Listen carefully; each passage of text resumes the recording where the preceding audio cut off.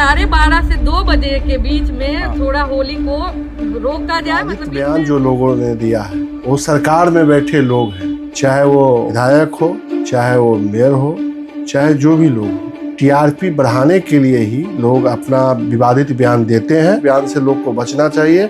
TRP बढ़ाना है तो और भी बहुत मुद्दे हैं जिसको आप बोल के बढ़ा सकते हैं, अच्छे काम कर। दरभंगा नगर निगम की महापौर और जदयू नेत्री अंजुम आरा विवादों के ऐसे बवंडर में फंसी हैं कि निकलने का नाम ही नहीं ले रही। हालांकि उन्होंने बीते दिन होली को लेकर जो बयान दिया था उसके लिए आज माफी भी मांग ली है, लेकिन अब उन्हें निगम परिवार के लोगों की आलोचना सहनी पड़ रही है। वार्ड 3 के पार्षद प्रतिनिधि और राजद नेता भोलू यादव ने महापौर के बयान को सस्ती लोकप्रियता हासिल करने का हथकंडा बताया है। सुनिए भोलू यादव क्या कह रहे हैं। बिहार में होली से पहले लगातार सियासी बवाल मचा हुआ है। कभी कोई विधायक बयान दे देता है, कोई अधिकारी बयान दे देता है, और अब दरभंगा मेयर ने जो कल बयान दिया उसके बाद आज उन्हें माफ़ी मांगनी पड़ी। इसको कैसे आप देख रहे हैं? देखिए, सबसे पहले तो हम होली और इस रमज़ान के पर्व को हम पूरे देशवासियों को राष्ट्रीय जनता दल के परिवार की ओर से हार्दिक शुभकामना और बधाई देते हैं। और ये विवादित बयान जो लोगों ने दिया है वो सरकार में बैठे लोग हैं, चाहे वो विधायक हो, चाहे वो मेयर हो, चाहे जो भी लोग हो। लेकिन हमें लगता है कि कहीं ना कहीं इसको टीआरपी बढ़ाने के लिए ही लोग अपना विवादित बयान देते हैं। और हम जहाँ तक जानते हैं कि जब से हमारी इतनी बड़ी उम्र हुई है, तो हम जब पैदा हुए उसी समय से रमज़ान, होली और छठ और ईद देख रहे हैं। तो कभी ऐसा नहीं होता है कि दरभंगा में इस तरह के कोई विवादित बयान के कारण झगड़ा हो। सिर्फ और सिर्फ नेता बनने के लिए लोग गलत अल्फाज का बयान करते हैं। कहीं ना कहीं आप मान रहे हैं कि जो मेयर ने शब्द यूज़ किया वो सस्ती लोकप्रियता हासिल करने के लिए? नहीं, ये तो सरकार में बैठे सभी लोग ऐसा कर रहे हैं। ऐसा नहीं है कि सिर्फ मेयर का ही बात है। यहाँ तो बैठे सरकार में बैठे सभी लोग का ये हाल है कि कुछ बोले ऐसा जिसका टीआरपी हम लोग को मिले और नेशनल न्यूज़ चलाए। तो इस पे हम लोग अपने मिथिलांचल के लोग से, आम आवाम से हाथ जोड़ के विनती करना चाहते हैं कि कम से कम ये आप समझें कि किसी नेता के कहने पे, चाहे वो हम ही क्यों नहीं हो या बड़े बड़े नेता क्यों नहीं हो, उसके कहने पर भी ऐसा मत कीजिए। आपने देखा होगा कल गवर्नर साहब के यहाँ एक रात्रि भोजन का व्यवस्था किया गया था। वहाँ सभी बड़े नेता हम लोग के पहुँचे भी थे।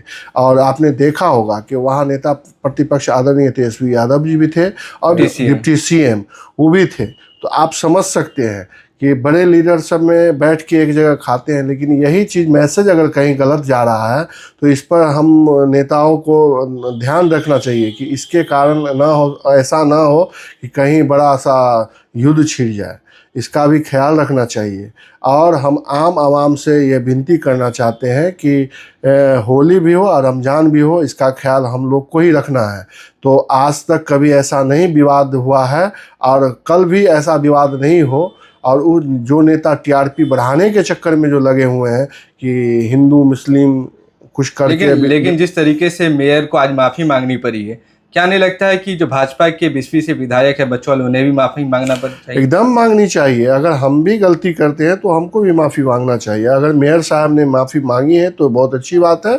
लेकिन हम कहते हैं कि आखिर ये सरकार में बैठे लोग यूँ किस तरह से इस तरह के विवाद बयान देते हैं? क्या आपको नहीं लगता है कि जो चुनावी वर्ष होने के कारण लगातार बिहार में एक माहौल बनाने की कोशिश की जा रही है? आप जिस विधायक की बात करते हैं वो विधायक का बैक रिकॉर्ड आप निकाले ना, दंगई है वो, और दंगे हम करके ही वो विधायक बने हैं। नहीं, सिर्फ विधायक रोड छाप वाली बात करते हैं। विधायक की बात नहीं करेंगे। अभी बिहार में जिस तरीके से बागेश्वर का एक सभा था, उसमें उन्होंने हिंदू राष्ट्र की बात कही। उसके बाद लगातार कई तरह के बयानबाजी इस तरीके से चल रही। तो कहीं ना कहीं इसको बिहार में विधानसभा चुनाव से पहले किस तरह देख रहे हैं आप?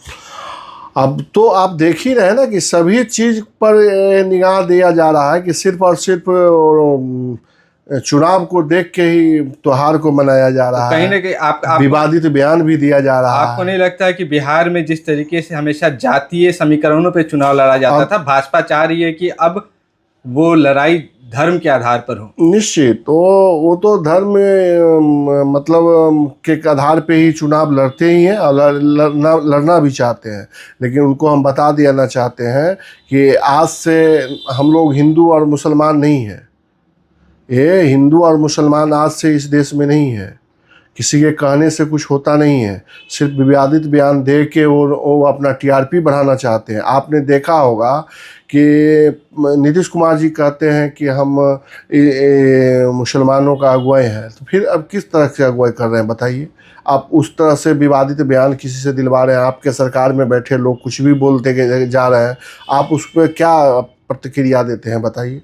आखिरी सवाल कि दरभंगा वासियों से, शहर वासियों से होली और रमज़ान के दूसरे जुमे पर किस तरह की अपील करना चाह रहे हैं? देखिए, हम लोग सभी अपने जनता जनार्दन से आग्रह और निवेदन करना चाहते हैं, होली और रमज़ान दोनों चीज़ शांति बीते, जिस तरह से हम लोग के पूर्वज बिताते आए हैं, और उसका एक शांति का प्रतीक का एक ये जो त्यौहार है उसको खुशी खुशी मनाएं।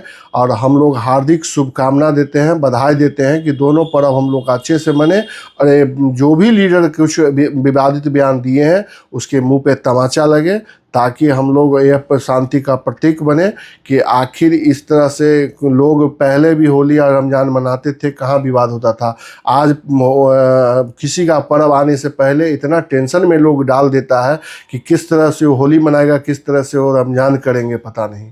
तो ये सिर्फ वोट की राजनीति करते हैं, हिंदू मुस्लिम करना चाहते हैं। अब सरकार में बैठे लोग अब इस बात को समझे और अपने पदाधिकारी और जिला अधिकारी से हम मांग करते हैं और सरकार से भी मांग करते हैं कि इस तरह से कोई घटना ऐसा नहीं हो, इसका भी ख्याल जिला अधिकारी रखे। और सरकार से बैठे लोग जो भी इस तरह से बयान करते हैं तो माननीय नीतीश कुमार इस पर संज्ञान ले कि आखिर क्यों इस तरह से बात हो रही है भाई। क्यों उनके विधायक को अभी देखे हैं कि गोपाल मंडल भी विवादित बयान दिए हैं, इधर बीजेपी विधायक विवादित बयान दिए हैं, इधर उनके सरकार में बैठे मेयर भी विवादित बयान।